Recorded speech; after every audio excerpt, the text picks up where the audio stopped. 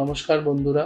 আজকে আমরা একটু কথা বলবো কয়েকটা common myths and facts related cancer. মানে কিছু এমন তথ্য আছে যেগুলো নর্মাল লোকেদের মধ্যে একটা ডাউট থাকে অনেক কিছু ব্যাপার নিয়ে ফর ক্যান্সার, সেটা একটু আমরা কথা বলবো ওটা নিয়ে। সবচেয়ে কমন যেটা আমরা শুনতে পাই যে বায়োপসি করলে ক্যান্সারটা কি ছড়িয়ে যাবে। এটা অনেকবার আমরা শুনতে পাই পেশেন্টের মুখেদের কাছে যে বায়োপসিতে ওরা ভয় পায়, বায়োপসি করাতে চায় না। কেন?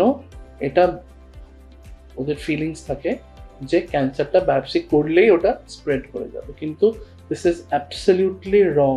যদি আমাদের ট্রেনে উঠতে গেলে যদি টিকিট কাটতে লাগে, সেম ভাবে একটা ক্যান্সারের চিকিৎসা আরম্ভ করতে গেলে প্রথমে বায়োপসি করতে হয়, এইটা জানার জন্যে যে এটা কি ধরনের টিউমার।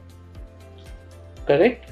আগে আমাদের জানতে হবে যে এটা কি টিউমার, তবেই আমরা এটার চিকিৎসা করতে পারবো। আর সেটা অ্যাপার্ট ফ্রম সাম লিউকেমিয়াস আর এইগুলো, মেজরিটি সলিড ক্যান্সারসের, আপনি মুখ বলুন, গলা বলুন, ব্রেস্ট বলুন, ইন্টেস্টাইন বলুন, সব টিউমারের কেসেই একটা বায়োপসি নিতে লাগে।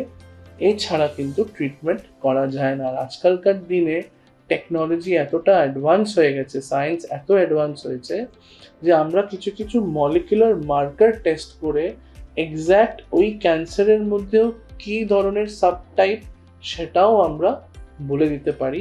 আর প্রত্যেকটা সাবটাইপের হয়তো আলাদা আলাদা ওষুধ আছে, যার জন্যে আমি যদি বায়োপসি না করে যদি চিকিৎসা আরম্ভ করি, সেটা কিন্তু অন্ধকারে ঢিল ছোড়া মতন হলো। যার জন্যে কিন্তু বায়োপসিটা খুব মাস্ট। আর বায়োপসি করলে রোগ একদম ইনক্রিজ করে না বা স্প্রেড করে না, এটা ভাবাটা একদম ভুল কথা। আরেকটা জিনিস যেটা আমরা অনেকবার শুনি যে যেমন আর কি থাইরয়েড ক্যান্সার, যে আমরা অনেকবার শুনি যে থাইরয়েডে অপারেশন করতে গেলেই কিন্তু আওয়াজটা হারিয়ে যাবে।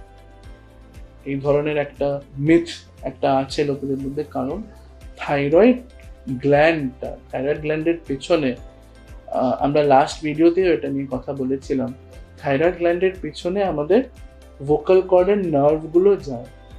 এই ভোকাল কর্ডের নার্ভের ওপর দিয়েই গ্ল্যান্ডটাকে আমাদের সরাতে হয়, যার জন্যে অনেক আগেকার দিনে আর্লি 1900 বা 1800 যখন সার্জারি হতো থাইরয়েডের, তখন অনেক লোকের আওয়াজ ড্যামেজ হয়ে যেত। কিন্তু আজকালকার গত 100 বছরে সার্জারি এতটা অ্যাডভান্স হয়েছে, এতটা ভালো, এতটা রিফাইন হয়েছে, আজকালকার দিনে যদি ক্যান্সার যদি নার্ভকে না ধরে থাকে, তখন কিন্তু ম্যাক্সিমাম টাইম 95 to 99% চান্স থাইরয়েডের অপারেশনের পরে আওয়াজে কোনো চেঞ্জ হয় না। এটা একটা ভুল ধারণা যে থাইরয়েডের ক্যান্সারের সার্জারি হলে বা থাইরয়েডের যে কোনো বিনাইন জিনিসের সার্জারি হলেই আওয়াজটা চলে যাবে, এটা কিন্তু হয় না। এটা নিয়ে অতটা টেনশন নেবেন না। হতে পারে, খুব কম কেসে হতে পারে, but it is very very rare, less than 1%।